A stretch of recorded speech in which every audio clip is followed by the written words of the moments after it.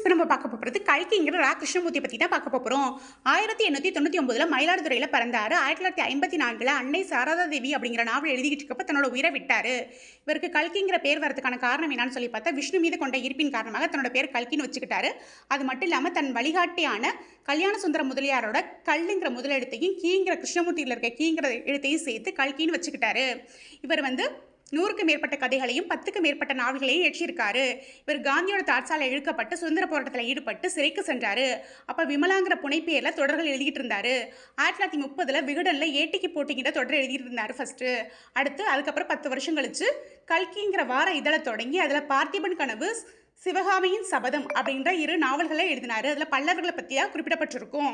1950லேருந்து 1954 வரைக்கும் கல்கிங்கிற வார இதழில் பொன்னியின் செல்வன் அப்படிங்கிற வரலாற்று தொடரை எழுதினார். அதில் சோழர்களை பற்றி அழகாக எக்ஸ்பிளைன் பண்ணியிருப்பார்.